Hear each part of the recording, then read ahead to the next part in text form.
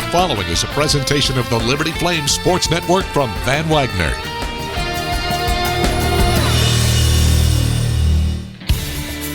Swing and a drive. That baby is gone, and the Flames have the lead.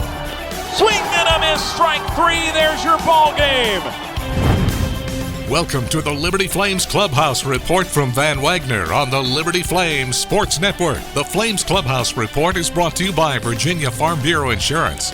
Become a friend of the farm. Stay tuned for the latest news on Liberty Baseball, and we'll hear the thoughts of Flames head coach Scott Jackson, presented by Beacon Credit Union. Now, here's the voice of Flames Baseball, Nick Pierce. Hello, everyone, and welcome to another edition of the Liberty Flames Clubhouse Report. My name is Nick Pierce. It's been a couple of weeks since we've chatted, and to be quite honest, I've missed it. I've missed baseball. I've missed normalcy, and as we all know right now, there is nothing normal about everyday life thanks to the COVID-19 pandemic, which has swept not only the United States but the entire world and has changed life as many of us know it. And certainly those changes and consequences have been felt at the collegiate athletics level. And, as a result, the Flames' 2020 baseball season was cut short after just 17 games. I've had some feedback since the end of the season, fans wanting another clubhouse report and folks wanting an update on the program. So on today's show, we are going to attempt to bring that to you. I've had a chance to visit with Flames head coach Scott Jackson, also Flames pitcher Joe Adametz, and center fielder Jaylen Guy, and all of them will be joining us here in some capacity today. But man, what a shocking turn of events here over the last 3 weeks or so now. The Flames season ended abruptly after March 11th when Liberty went to West Virginia, lost a midweek game to the Mountaineers, then had boarded a bus and was on its way to Ohio State for a 3-game series that weekend with the Buckeyes when everything really began to change and COVID-19 began to become a much larger problem. It all started with the NBA suspending its season.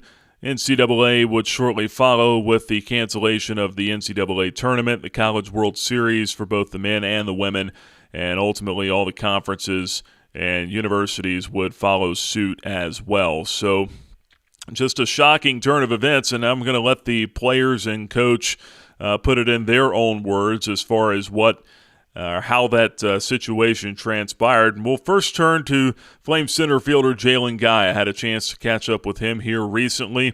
Jaylen was on the bus with the ball club. They were going from Morgantown, West Virginia to Columbus, Ohio. They were supposed to practice that night at 5 o'clock in Columbus. And Jaylen said that at that point things began to change on the bus as everyone had their phones out, scrolling social media. And here it is in Jaylen's words as the Flames learned that their season was about to come to an end. It was kind of crazy, honestly, because we stopped at like a rest stop, and then we kind of all knew where things were headed because we were watching it play out on Twitter and all that stuff. So when we stopped, we didn't really know what was happening. Then when we found out we were going back home, it was just, I don't know. At first, it kind of felt like it really didn't hit everybody. Again, that's Flames center fielder Jaylen Guy. We're going to hear more from him in just a moment. And I think that in some capacity, it really still hasn't hit everyone yet, although the reality of being in our homes and being on lockdown, so to speak, or in quarantine, however you want to speak of it, it has been certainly something that we've all had to adjust to and all had to find new ways to stay entertained, stay productive, keep working for many of us, and it's just been a big-time adjustment for everyone. But for a ball player, certainly staying in shape and staying game ready for the potential of summer ball or for next fall if we're back to normal by that point and if team activities can resume, because right now everything has been suspended or canceled on campus. Liberty University, no different there, and that they have suspended all team practices. There are no team activities for any sport on campus right now. But for a ball player, it's tough to try to stay in shape like that. And Jaylen said he's making the most of it, but he also says that he's finding ways to keep himself occupied and entertained, just away from even being just away from baseball. I played a game. I played a video game. I played a show 20 just came out, so I play that. I'm playing Diamond Dynasty right now, and I play a little bit of Road to the Show. But my favorite team is the Braves. See, I always knew that I liked Jaylen Guy, and it wasn't just because he's a great center fielder. He's a Braves fan, so he's going to have a special place with me, no doubt. But yeah, it's really tough right now, certainly for a lot of these ball players and for these student athletes that are now in online courses as Liberty University transitioned to all online courses here over the last week or two. It's not all gloom and doom news this week, however, though. The NCAA did make its announcement on Monday that it would be granting an extra year of eligibility to those student athletes who exhausted their eligibility this year. So in a sense, all four of Liberty's seniors who would have exhausted their eligibility this year, that's Cam Locklear, Ben Highfield, Trey McDyer, and Garrett Price, all four of those seniors now, with the NCAA's ruling on Monday, would now have the option to return for one more season next year. It's basically as if this season never happened, it didn't count. So they would get their fourth year of eligibility next year instead of being really essentially shortchanged or robbed of that this year because of the COVID-19 pandemic. So that was great news. We cannot confirm yet who will or will not return. If it's all of them, if it's one of them, we don't know yet. So hopefully in the coming weeks we will have more clarification on that, but it is certainly nice to know that the option is there for all four of Liberty's seniors to return to school and play baseball, obviously, next season. I thought that was a good move by the NCAA, and certainly glad to see that got passed here this week. As far as the Flames season goes, just looking at the baseball side of it here this year, 10-7 was the record.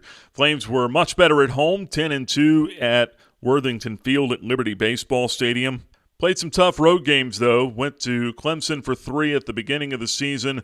Lost against a ranked and very good East Carolina team at the beginning of March, and then also dropped the midweek game at West Virginia to end the season, in effect. But the Flames had some big moments at home this year. Certainly Ben Highfield's walk-off home run to beat Marist, one that comes to mind. The excellent starting pitching on the weekend and in the midweek from Mason Hand as well. If you look at the Flames starters, all of them had a sub-4 earned run average, and 3 of them had a sub-3. Joe Adametz led the club with a 1.59 earned run average this year, was 4th in the ASUN Conference there, a 1.96 ERA in 4 starts for Noah Skiro, Mason Hand a 2.18 ERA in the midweek, and then a 3.38 for Mason Meyer, the Flames' Friday starter. And then the bullpen had been just nails. Garrett Price, we saw him get off to a tough start this year with a few walks, but looked really good his last couple of outings.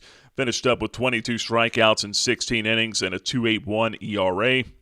Landon Riley, 2-0 this year with a 1.46 ERA. He was probably the most fun to watch this season just because of his emergence and the steps we've seen him take year after year. We even saw him take a big step last year in the ASUN tournament, started to become one of those big reliable arms out of the bullpen, and he certainly filled the hole, I guess, the void left by Evan Brabrand this year, with Brabrand, the senior last year, signing pro, getting drafted by the Miami Marlins, and Riley coming in really just embraced that closer's role. 4 saves for him this year, 15 strikeouts and 12 1/3 innings. So then other guys like Troy Britz, Mason Fluharty, a freshman, Cole Garrett, we saw those guys start to kind of emerge as well as viable weapons. Logan Barker, only 2 outings this year, but did not allow a run in either one of them. Then you look offensively for Liberty, and it was 3 seniors right there leading the way, as I guess it should look. Ben Highfield, 3.17 average. Cam Locklear hit 3.16 in 17 games. Trey McDyer, 16 games, hit 2.88. Those were 1, 2, and 3 on the ball club. between them drove in 27 runs of the Flames' 64 team RBIs this year, so nearly half of the runs driven in came between those three guys. So when you look at that ruling from the NCAA on Monday, and now you've got a chance to have potentially all of those guys back next season, boy, that's an awesome addition to the freshman class that's going to be coming in as well. This is really just unprecedented. Never seen anything like this. Certainly the way that this whole thing has affected college baseball or college sports altogether. But another guy who benefits from this perhaps is Will Wagner. It looked like he might have been on his way to a red shirt this year, just with the uncertainty of that foot injury that had really jammed him up since opening day. Will was hitting just .083 in 4 games, went 1 for 12 this year, but again, he was not himself. He rolled his ankle, or rolled his foot rather, down at Clemson on opening day.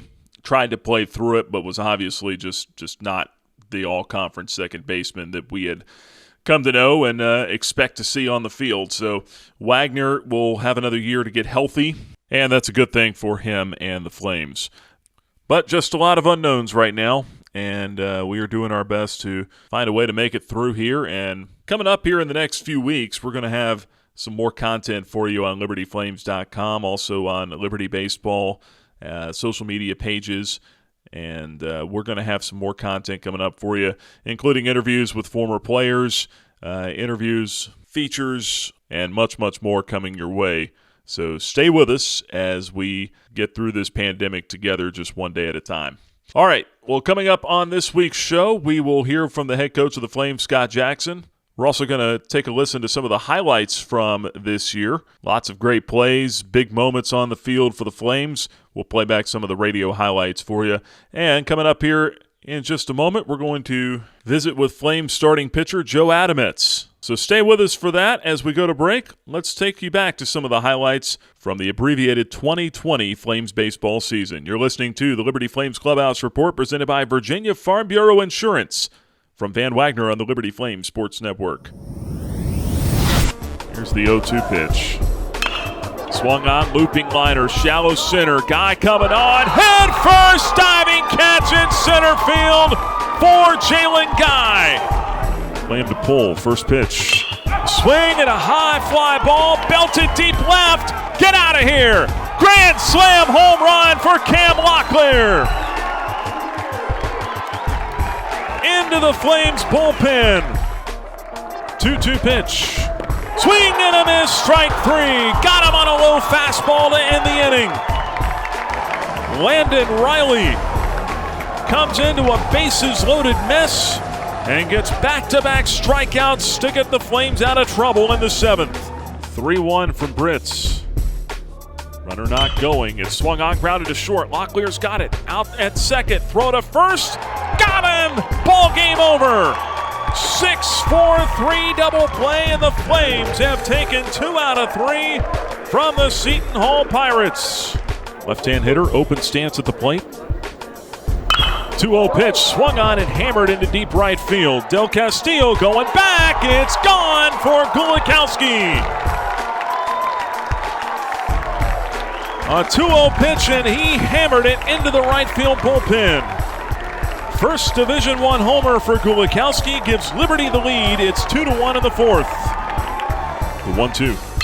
Swung on and a line drive into deep right center field. That's going to get down for extra bases, and everyone is off to the races. Highfill scores. Locklear scores. Rohrer all the way to third. It's a 2-run double for Trey McDyer. When you insure your car with Virginia Farm Bureau, you become a friend of the farm, meaning you'll get personalized service, fast claims processing, and competitive rates. And you help support farming and agriculture and preserve the Virginia way of life. All you have to do is drive. Go to VAFB.com now for a free online auto quote or visit your local agent today. Now back to the Liberty Flames Clubhouse Report presented by Virginia Farm Bureau Insurance. Flames baseball season came to an abrupt end about 2 weeks ago, and that was a real shame for a lot of players, especially the young man who joins us now, sophomore left-hander Joe Adametz, who was off to a brilliant start this season, had a team-leading 1.59 ERA through 4 starts. Joe, that's tough news, but on the good side of it, you were pitching very, very well. Do you take some solace in that here at this point? Yeah, I mean, as you said, only 4 starts, and definitely I think I got better with every start I had. And there's a little bit of disappointment the season's over, because I just keep telling myself I was just starting to get pretty good at pitching, and with every start getting better.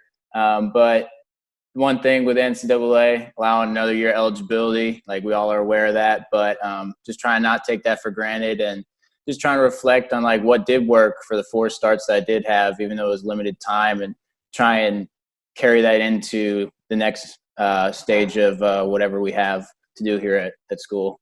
Certainly an opportunity for you to grow this year. Tell us about what those 4 starts taught you this year and how you were able to get better every time out, as you said. So definitely knew there was a lot of competition on the team for pitching in general, and especially the 4 starting spots, 3 weekend and a midweek.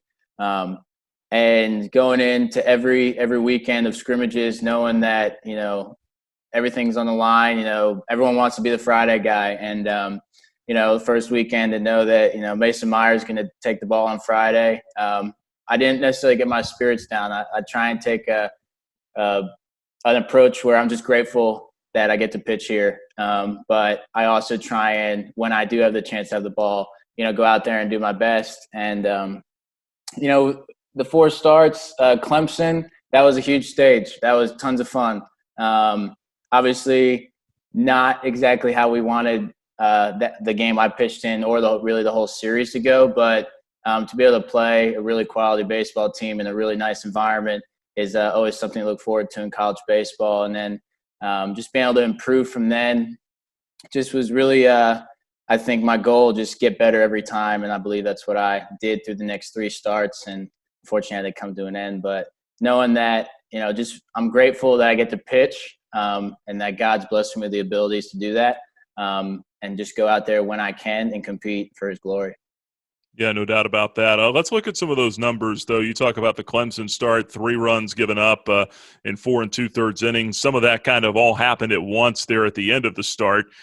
Then it was really just trying to get through that last inning, it seemed like, over your next couple of outings. Seton Hall, 4 2/3, 6 1/3 against Marist. Although Marist, 6 hits, no runs. Your last 2 outings, a combined 13 1/3 innings pitched, and you did not allow a run, walked 2, and struck out 12 in that span. But I thought the Kent State outing, where you were able to get through that 7th inning, you really took a big step forward there. What did you think? Yeah, that is probably the best pitching performance I have had of my life, honestly, through high school and really through last year, if I can think. I think last year I only made it into the 7th one time, or through the 7th one time, I think, against North Carolina A&T, and that took me pretty much into the latter half of the season. It took me to be able to do that, but to be able to do that on my 4th start, and just the way that I was able to keep us in the game. It was a close game the whole time, and that was really big for me, a huge confidence booster. And yeah, like you said, I mean, from the Clemson game, it seemed all the numbers that should go down started going down. All the numbers that are supposed to go up started going up, and that was a nice trend to see myself on. And that statistic of going, but I think it was 12 and a half inning, 12 2/3 or something with no runs scored. It's kind of a bummer that I can't see how far I could have taken that, because that'd be kind of cool, especially with me being able to do really well, and especially the conference games coming around. That could be a really cool trend to try and continue. But unfortunately, not the cards were dealt, and not the situation we're in. We'll continue our conversation with Flames sophomore left-hander Joe Adametz coming up here in just a moment. But right now, let's take a listen back to some more of the highlights from the shortened 2020 season for Flames baseball. Colin Matthews, the hitter. And he swings and lines one the other way down the right field line. That's a fair ball, and it's going to rattle down into the corner. Matthews headed for second. He's going to turn second. He's going to try for three. Relay throw. Got him! And that's why the Flames practice relay throws every single day. 3-2 pitch. Runners go. Here it is. Swing and a miss. Strike three. Got him on a changeup. Price with a strikeout to end the inning. Still something special brewing here. Riley ready, the 0-2 pitch. Swing and a high fly ball to right field. Rohrer going back, has a beat on it. He's got it, and there's your no-hitter. A combined three-man no-hitter for the Liberty Flames pitching staff. 2-2 pitch, swing and a miss for strike three. Got him on the off-speed. 7 strikeouts for Adametz, 2 down in the 7th. Joe Adametz gets a no decision now. Swing and a high fly ball. Hit deep to left by Highfield. It's got a chance. It's gone! And the Flames will win it on a walk-off solo home run for Ben Highfield.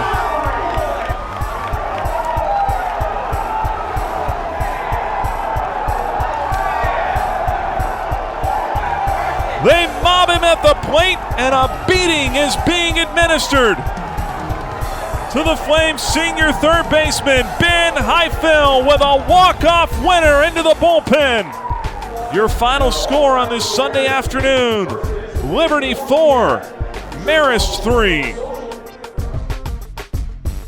Continuing our conversation now with Flames pitcher Joe Adametz on the Liberty Flames Clubhouse Report presented by Virginia Farm Bureau Insurance. Joe, you're in Lynchburg right now practicing the social distancing and all the guidelines that have been thrown out there, guidelines, mandates, everything that's been put out there so far. What are you doing, though, to, well, first of all, just stay entertained?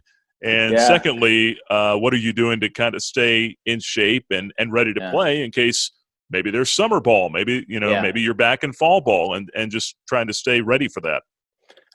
What am I doing to stay entertained? First, I have my 2 roommates, Josh Emerson and Jackson Haga here. Josh is my immediate roommate and Jackson is a quad roommate. And that's just, we're hanging out. Fortunately, I have a TV in my room, so we do watch quite a bit of Netflix and TV shows and trying to just find something to do. We're practicing the social distancing here on campus. Like it's a great time to just kind of see what it's like when it's kind of a little bit more quiet.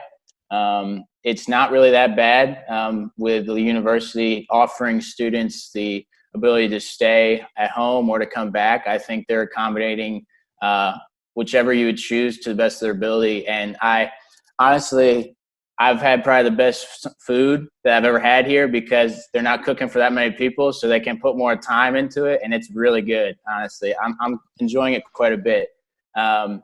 Entertained. I'm definitely taking a lot more time to myself, and like something that's important to me is like being in God's Word, and I'm reading a lot, taking a quiet time to just kind of reflect on what He's trying to teach me in this season where kind of the thing that drove me through a lot of like college was baseball, but now that's kind of gone for a lot of people. And so what are you going to run to? Where are you going to find your purpose and identity? And I think that is a great place to start.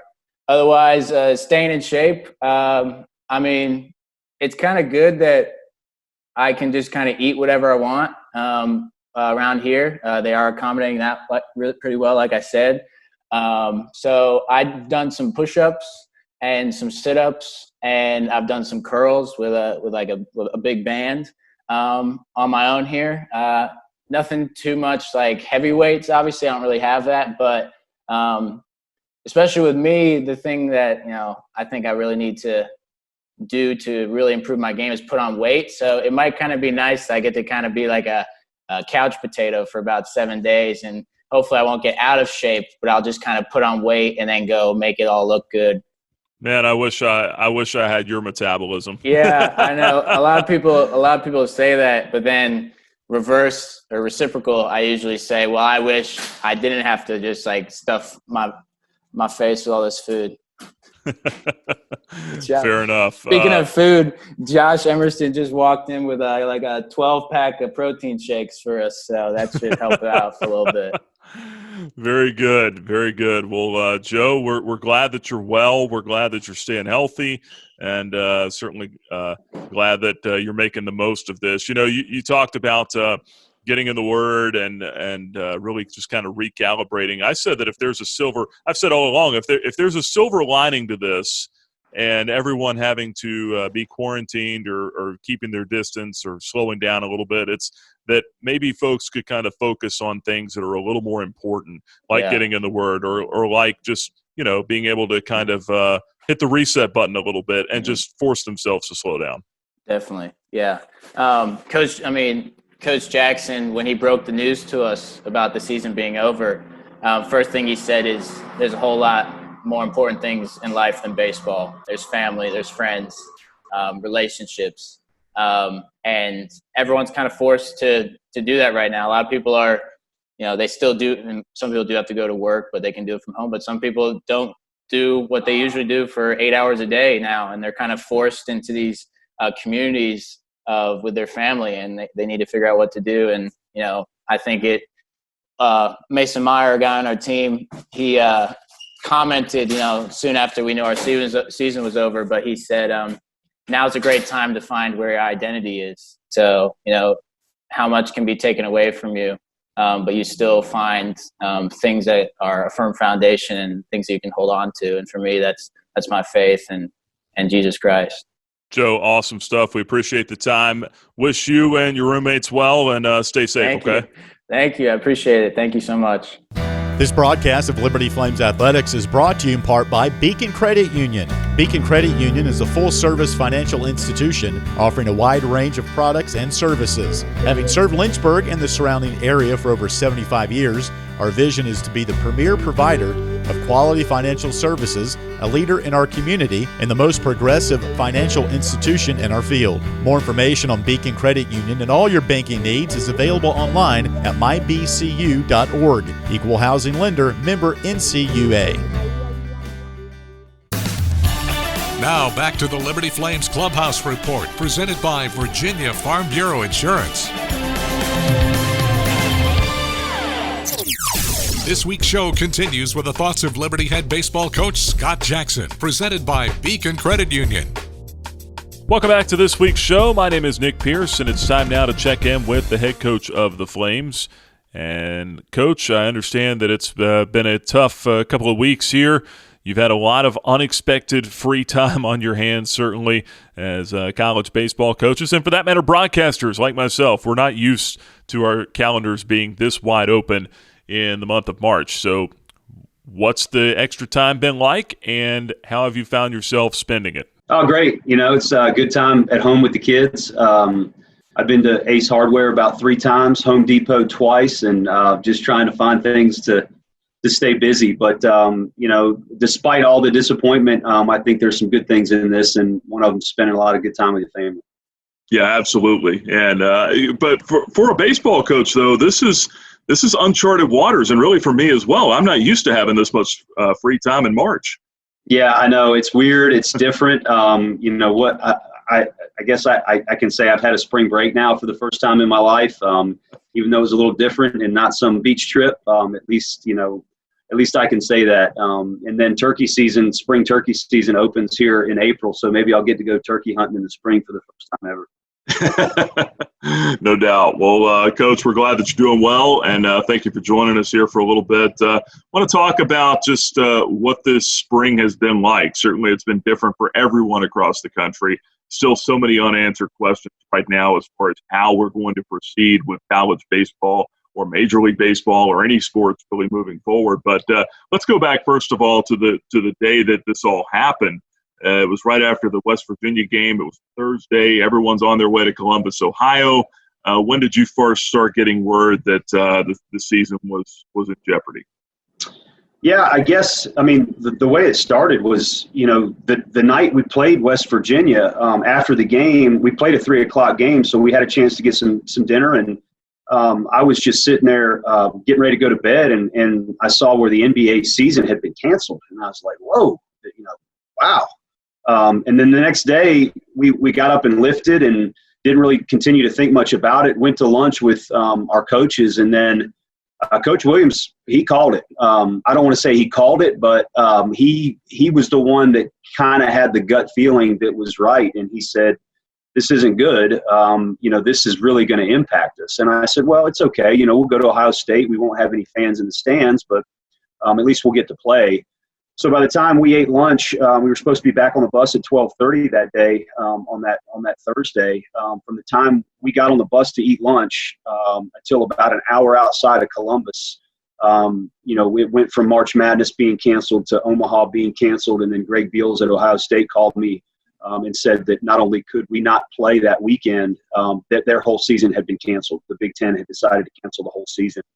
And then that's when it really hit me, like, this isn't good. And we clung to some hope and to some, I guess really, optimism there that we were going to be able to continue to practice and, somehow, some way, we were going to be able to salvage some pieces here. And, one thing led to another. I'm just thankful we had 5 hours on the bus together, and then we were actually able to practice on Friday together. It was kind of a weird practice, but at least we had a chance to kind of look down the road and say, okay, we know what might be possible here, and let's just have some fun together.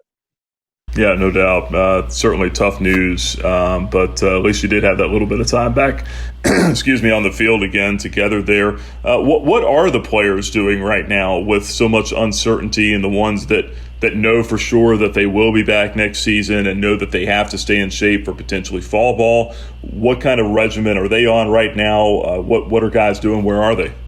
A lot of our guys are back here. We have some that are still at home, which is where they're most comfortable, which is fine. Some, went to an area where they felt like they had the most resources as far as food and, being able to kind of keep themselves away from things. So, you weren't really, couldn't require them to do anything. And it was more of a personal choice of what each of our guys felt best. And, I've seen a few of them kind of in and out, but certainly with, the circumstances that we're under, just trying to keep that distance and to try to, respect everybody involved with all of this. Yeah, it's really hard to practice when the mandate is 10 people or less in a group. So that's really tough on ball players for sure. But guys, I guess just kind of treating it like the off season is what it sounds like, and doing their own individual conditioning. Let's talk a little bit about the season here. Only 17 games, but some good things to point out, and some things, obviously some uncertainties with seniors and all that stuff. But Ben Highfill, 317 average this year, 3 home runs. Cam Locklear hit 316. Trey McDyer, 288. I mean, when you look there and you got 3 seniors at the top that are leading you in hitting, that's kind of the way that it's supposed to look, isn't it? Yeah, you're right. It is. Those guys have been here, and Ben Highfill is kind of, I think, the shining example of that. I think Trey some too, just because we knew what was in there with him, and it was starting to come out. Not to take Cam for granted. He's been there, for 4 years for us, but. Yeah, I mean, that's the way you like it as a coach. And, I think if you trust your player development in a program and you say, hey, we're going to stick with you and give you a chance to keep getting better. And, those guys were leading us in a lot of ways, not just statistically, but certainly the way they carry themselves. And, from a coaching standpoint, the way they practice, it was easy for me to point to those guys and say, hey, that's how you practice. That's how you show up every day. And, to have the numbers back up, what you're seeing in practice is always a good thing from a coaching standpoint. Pitching wise, about a 3.04 ERA for your club, led by Joe Adametz, a sophomore, with a 1.59 ERA. He had a really good outing his last time out. Noah Skiro, really good numbers through 4 starts this year, had a sub-2 ERA. And almost a strikeout an inning for Skiro as well. Skiro, a guy that has some eligibility left, but could go to the draft if there is a draft. We still don't even know about that yet. I guess with the pitching staff and what they were able to accomplish this year under Matt Williams, how many steps forward did they take? A lot. Especially Joe, I think maybe stands out the most just in the way he came in. It starts back in the summer, when we ask you to take some time off and rest, and he was really productive with that. He put on some good weight, got here in the fall with Coach Williams, and I think really had a good relationship with him early as far as trusting what he would say and kind of his perspective on some things, getting Joe a little bit taller and keeping his angle. And, then it wasn't just, I think, the summer to the fall to the spring. I can say that for a lot of our starters as well as Garrett Price in the bullpen. It was outing to outing, and that's how you've got to be able to do it in this environment, and certainly at this level, to be able to have a good season. I thought Garrett was throwing his best at the end. I hate to say at the end, but after the 12th to 17th game there, I thought you saw the best of Garrett Price after seeing an uncharacteristic Garrett Price early in the season. So I was just really pleased with kind of the way that those guys were handling the season, the way they continued to mature, and the way they continue to grow. That's what you want as a coach. You want guys to grow in a lot of ways, and I think they were doing that, and was really optimistic for what I thought the spring held for our pitching staff. And lastly here, just looking at some of the responses from the guys that have spoken publicly up to this point about the way the season has ended abruptly. How proud of you were some of those guys? I've seen your reaction on social media to, I think, Garrett Price and some of the others, but just the way that they took that, and the way that looked like that it was just a very mature approach. Yeah, I thought so, especially considering the circumstances. Some of those guys are way more mature than I was at that age, and to hear their perspective and the way that they would maybe look at something like this, and the way that this would affect them, to have a lot more of a big picture type perspective on it. It makes you feel good as a coach. It makes you feel like maybe some of the things that we're teaching outside of the baseball part of it start to impact those guys, and they're going to need that. As you and I know, as the rest of us know, they're going to need that as they continue to go through life. And if this is the worst thing that happens to them, then they're doing all right. All right, Coach, we appreciate your time, and looking forward to catching up with you here, hopefully sooner rather than later, and we'll just see how all this stuff plays out, I guess. Yeah, I look forward to getting back to normal. In the meantime, keep your distance and have a good one. Once again, that's Flames head baseball coach Scott Jackson with us. His comments presented by Beacon Credit Union. Well, that'll wrap up this week's edition of the Liberty Flames Clubhouse Report as we kind of put a bow on the 2020 season. A sour ending for the Flames and for everyone else around the country as Liberty finishes after just 17 games, goes 10-7. And stay with us on LibertyFlames.com, also Liberty Flames Athletics on Facebook, and at Liberty Flames on Twitter and Instagram in the coming weeks. We will continue to bring you new content, features, interviews, lots of different things coming your way on social media and on the Flames official website, LibertyFlames.com. The latest news stories, postseason awards, upcoming schedules. Obviously, the Liberty men's soccer schedule was released just this week, and we'll continue to bring those updates to you as well. Liberty head football coach Hugh Freeze gave us some time earlier this week. The entirety of that interview is posted, or that media session is posted on LibertyFlames.com and on our YouTube page as well, Liberty Flames Athletics, so check that out also when you get a chance. That's going to wrap up this edition of the Liberty Flames Clubhouse Report. Once again, we thank our sponsors, Virginia Farm Bureau Insurance, Beacon Credit Union, and all of our Liberty Flames Sports Network sponsors throughout the course of the season. A big thank you to 90.9 FM in Lynchburg, the student radio station at Liberty University, WQLU, for carrying Flames baseball this season.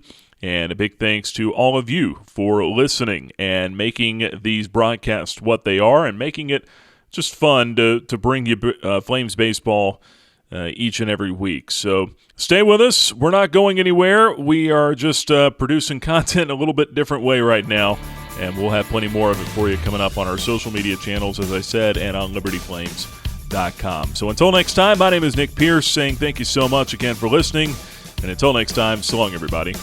You've been listening to the Liberty Flames Clubhouse Report, presented by Virginia Farm Bureau Insurance. For more on Flames baseball, check out LibertyFlames.com. Plus, you can also follow the team on Twitter and Instagram at Liberty Baseball and on Facebook at Liberty Flames Baseball. The Flames Clubhouse Report is an exclusive presentation from Van Wagner on the Liberty Flames Sports Network.